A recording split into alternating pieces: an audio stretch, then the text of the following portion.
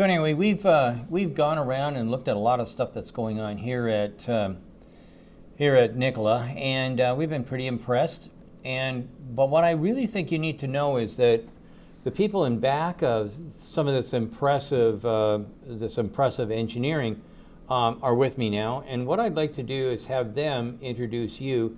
Tell them a little bit about your background. Tell our viewers a little bit about your background so that they kind of know what's going on. And so maybe previous jobs and things like that. So why don't we start with you, Jason? Yeah, my name is Jason Reut. I've been at Nikola as an employee a little bit over 2 years. Prior to that, spent 23 years at Bosch. Graduate of Kettering University, mechanical engineering. Did a lot of roles at Bosch, but the last one that I was there, I was responsible for the commercial vehicle business in North America for Bosch, and ran into a small company at that time, and this would have been 2016 in Utah, called Nikola Motors, that had this great idea to do hydrogen fuel cell heavy-duty trucks. And it matched a lot to what we wanted to accomplish at Bosch. And subsequently, through many discussions with the team, led Bosch's investment in Nikola, which at the end of the day was over $130 million. And then also with that, led a lot of activity together with Christian here to work on the powertrain, the controls, the fuel cell, the electric steering, the mirror cams, all of the systems, and we started this relationship. And Bosch brought a lot to that relationship to Nikola. And then eventually I made a decision to join Nikola and continue the journey because I want to see these vehicles get to the road. Cool. Christian, why don't you give us a little background? Sure. My name is Christian Appel. Born and raised in Germany. I studied mathematics and physics there, but always had a big passion for engineering and especially the automotive and electrification.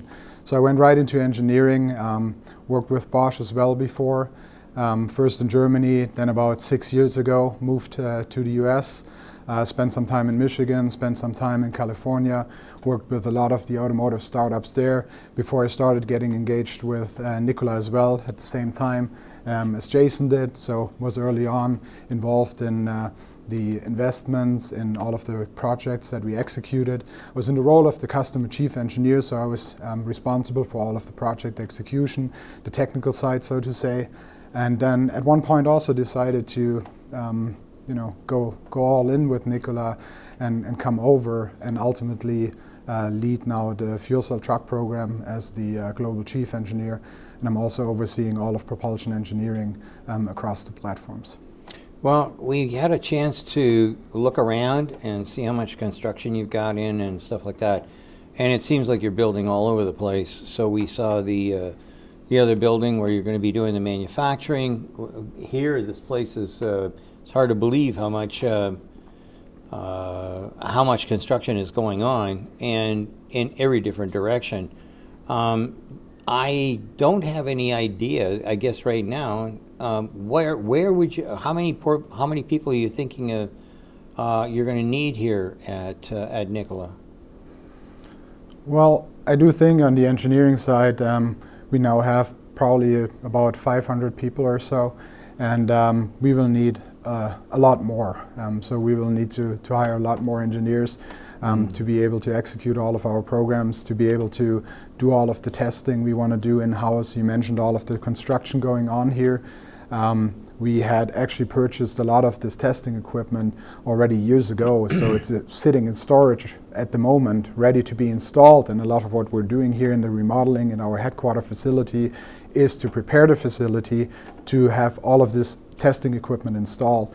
We're talking about very capable fuel cell system test benches that go up to 300 kilowatt in a thermal chamber, so we can do the whole suite of cold testing, hot testing on the fuel cell system.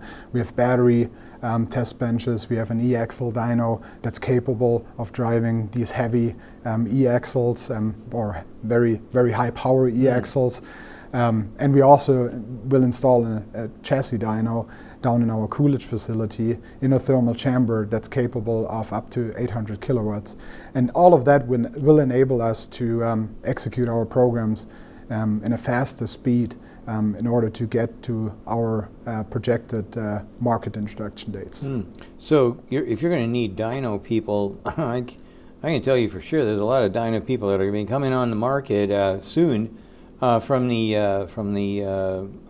folks in Detroit. So I suggest you advertise there. I'm sure you'll do fine. Yeah.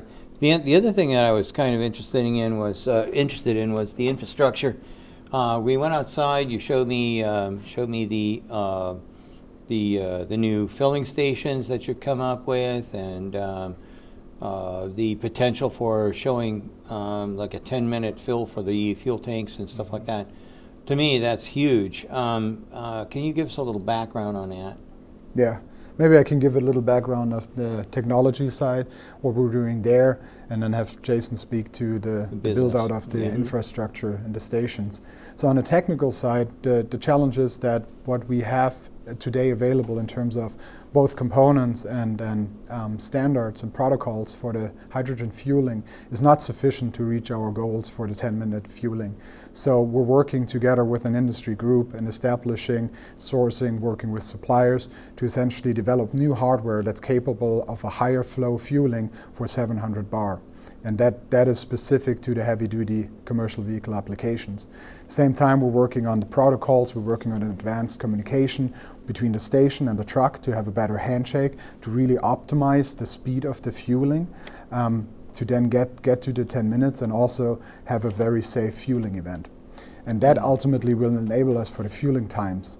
When it comes to the station build out, that is a whole nother challenge. Yeah. If you want to speak to that. Well, Jason. I mean, that's one of the major advantages that we try to leverage with fuel cell is the ability to quickly recharge, and like Christian said, if you kind of think about that in terms of energy, being able to put 50 kilograms in a matter of 10 minutes, the amount of energy and the amount of range that gives you, we really need to take advantage of that. So the standards Christian mentioned about the fueling are one part of that, but the other part of it is getting the fueling into where it can be operationally effective for the drivers of the trucks.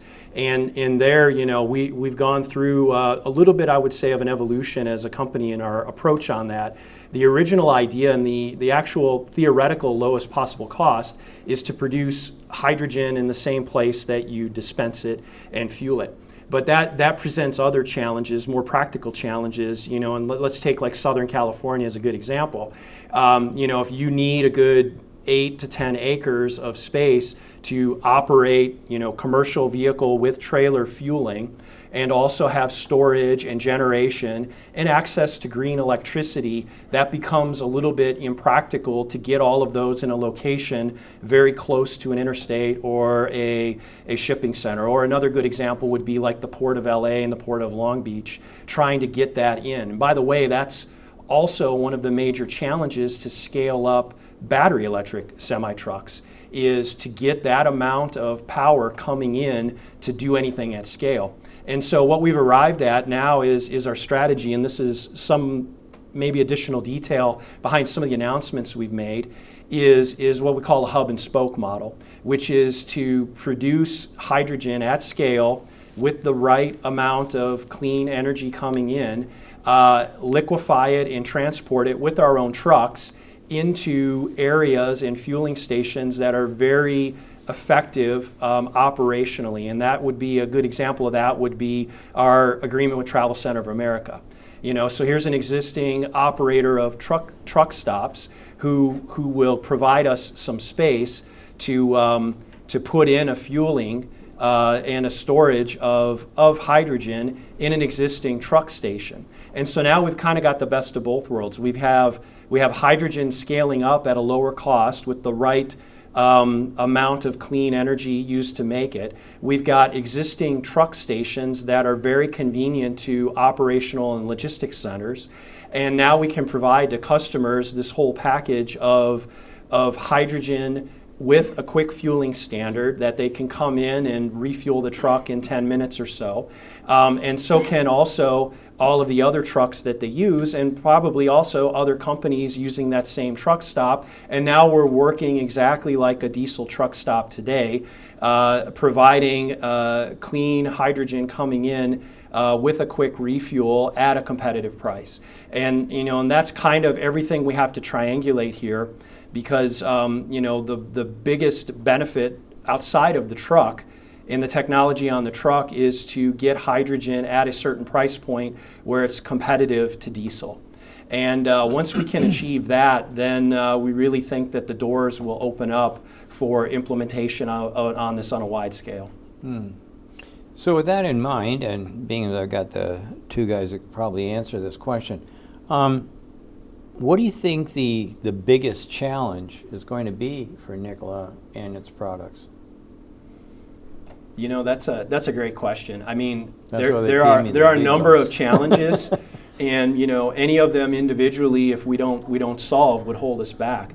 But I think collectively the biggest challenge is to bring both the energy and the hydrogen and the truck to the level that they need to be at to make this business case work, because there's a number of technical challenges, and we've got great people like Christian on these, and great partners also on these.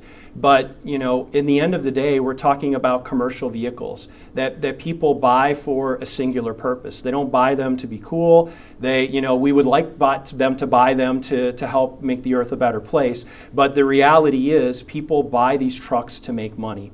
They buy these trucks to do work. They buy them to make a return on the investment. And the biggest impact that we can have for our company's success and for this transformation is to provide both the energy and the truck at a level of performance and cost that actually competes to diesel. And if we can solve that challenge, which you kind of have to think about it as two things that have to move lock and step. We've got to have the hydrogen ready, we've got to have the truck ready, we've got to have the technology for the fueling and the reliability of the truck, and also the back-end infrastructure. But bringing those together where they can meet at the same timing and at the same business case, that will really be where this will transition fast. And when we're able to do that, we're able to solve that challenge. We've solved the humongous challenge we have as a company trying to approach both of those, but we've also solved the problem for all the people that do actually want to change the way their goods are transported, that do want a lower carbon footprint, that do want to do the right thing. They're out there, but they can't afford to solve this problem at the expense of their business. And that's in my opinion what the biggest challenge is being able to bring that to where it needs to be to scale up. And that requires a lot of capital.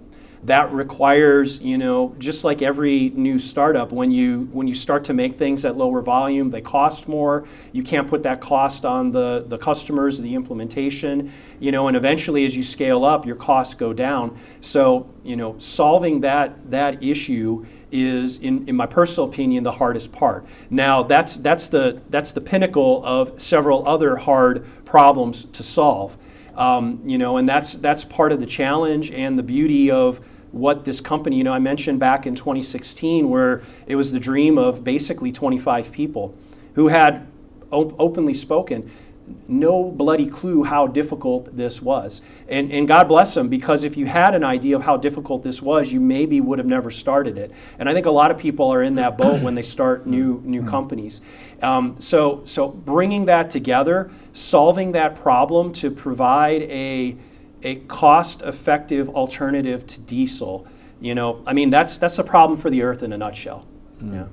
So what do you think what you would pin as the greatest engineering accomplishment that you've come up with on this vehicle? I would say the biggest accomplishment is probably the integration of all of these systems and really optimizing them for the use case. I think where we're at, we have a very much capable and optimized fuel cell system that's truly optimized for this kind of application and for the integration in our truck. And that goes together with a very optimized thermal system, with a battery that's optimized for this use case, and then last but not least, the software and the controls for this vehicle. And I think all of this together is not a small challenge, especially for fuel cells that are, I would say, a magnitude harder and more complex to integrate into a vehicle application than a battery electric powertrain, purely battery electric powertrain.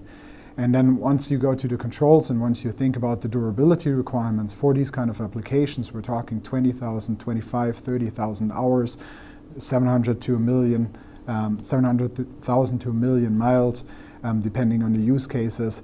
And now you need to ensure that both your battery and your fuel cell don't degrade too much to be able to still have a very good performance at the last day of operation as compared to the first day.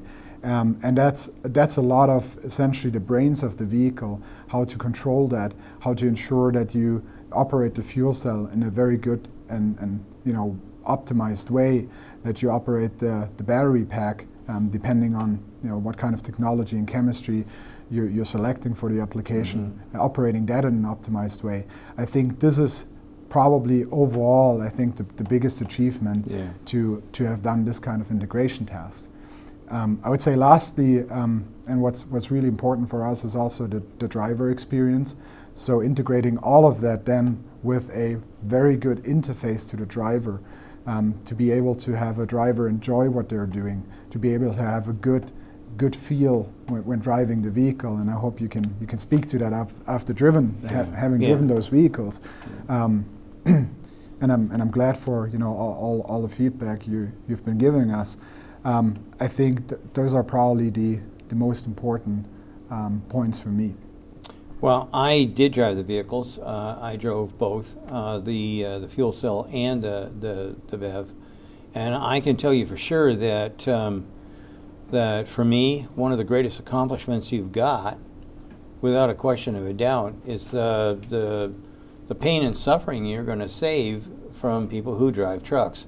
And I was offered a job to drive truck when I was a tool maker and turned it down. Now, it paid more, and I knew how to do it, and I had my ticket, but I didn't want to do it because I looked at the guy, his name was Rusty Sauvin, and Mr. Sauvin was fat, and his back was screwed up. He could barely walk from the truck to the bathroom because why? Because the truck shook the daylights out of him continuously. That is not going to happen. If you have a bad road that's bumping and whatnot, a really bad road, maybe you might get some of that shock into the seats, but not having that continuous from the diesel, okay, that vibration and whatnot is going to be gone away. The other thing is, I got to tell you, driving a truck in the olden days when you had 16 gears of to pick from, and lots of things that could go wrong, and no anti-lock brakes, and on and on and on. All of those things are gone with your truck. Yeah. I believe that learning how to drive your vehicle, probably the training time is going to be cut down to at least. I would say at least 60% of the time that you're going to need to learn how to drive a truck is suddenly vanished, because you don't have to. How do I get out of a jackknife or a potential jackknife? Well, I'll tell you this, Sandy. The trucks have come a long way in terms of rideability and all these things, but at the bottom line, at the end of the day, you're talking about a very important role in today's society, especially with Amazon and everything and all the freight that we are doing. And we're talking about a job that is not easy. We're talking about a job that is not one that people want to go into, because you're sitting for 8 to 10 hours in a very loud, very smelly, not the most comfortable ride, going through a lot of stress as you try to navigate traffic in these. You know, we have 100% electric assist steering in our truck, and that's just the tip of the iceberg. You know, you mentioned you know about the gears. Well, we've got one gear, right?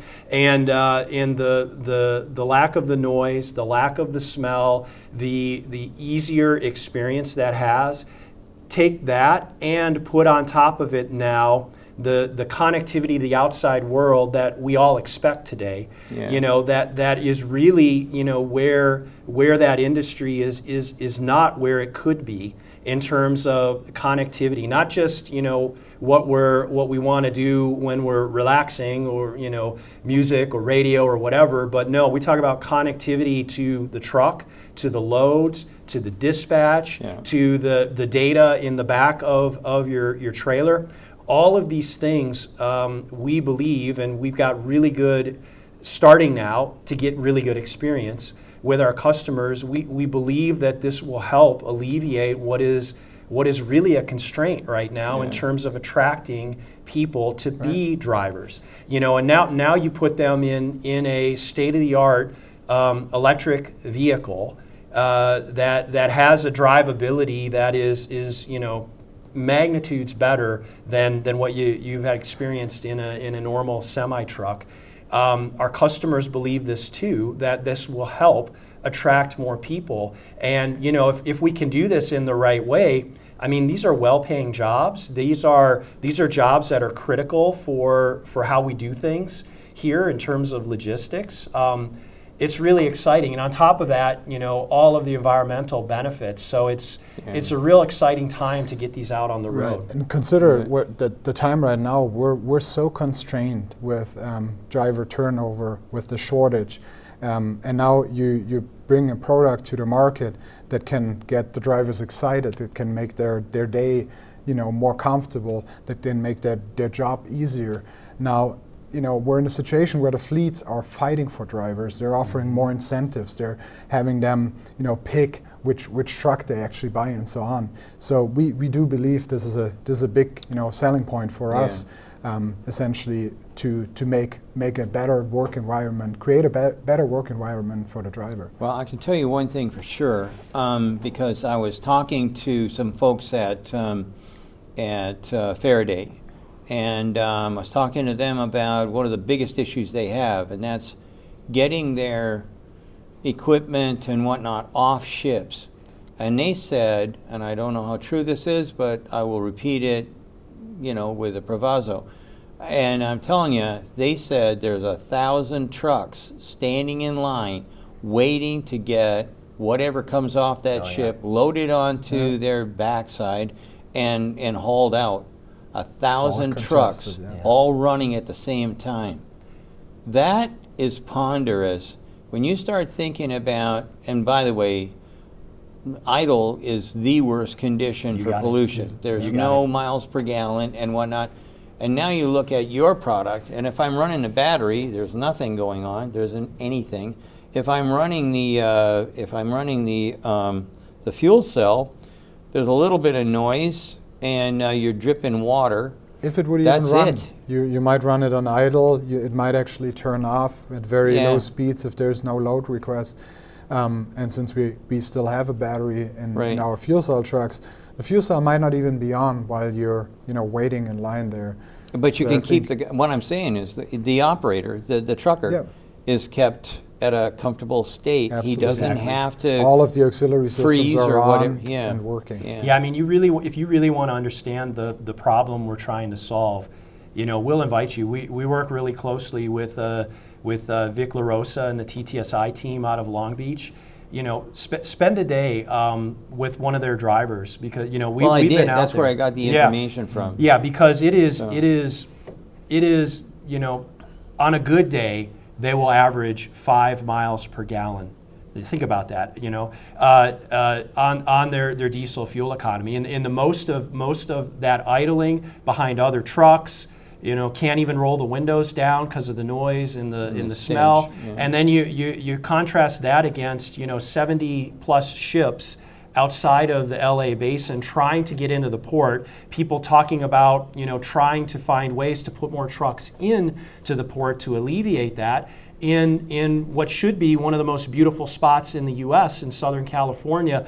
All of this going on. I mean, if that doesn't, give you a mental picture of what we're trying to solve here, I don't know what will. Yeah. And that particular application is so hard because those trucks are operating almost 22 hours a day. Even though the port is 2 shifts, by the time they go out and back and put the overtime in, those trucks probably rest 2 hours a day, and if that. And now think about, how do you get them recharged, refueled, in this small little window of, there's probably close to 50,000 trucks in operation between LA and Long Beach. And you can replicate that, by the way, across the world. In Europe, we got bigger ports in Europe, in Asia, and just put that together. And that is, why that particular application is so conducive for putting fuel cells in. With the hub and spoke like we described, because we would have to put a couple power plants to put the electricity down in the ports to recharge those things, or we can bring in hydrogen, in the hub and spoke model, put fueling stations right there by the port, and help figure this out. And that's also, by the way, where this extra connectivity we're building in from the beginning has enormous potential in helping the logistics of that situation. You've got all kinds of layers of different systems right now. Yeah. Between containers, the transporting goods inside. So it's a really great ground zero for us to go, and we'll be out there in the next months. Would love to have you come by and check it out. Yeah. Well, I seem to be flying back and forth quite a bit, so that may come to fruition. But for right now, I think maybe we need to cut it off so we can keep the readership interested and busy. I'd like to thank you all for watching Munro Live. I'd like to thank the two of you, Christian and Jason, about filling us in on what's going on and actually the good work here at Nikola. So like I say, keep watching, and thanks for everything. Bye.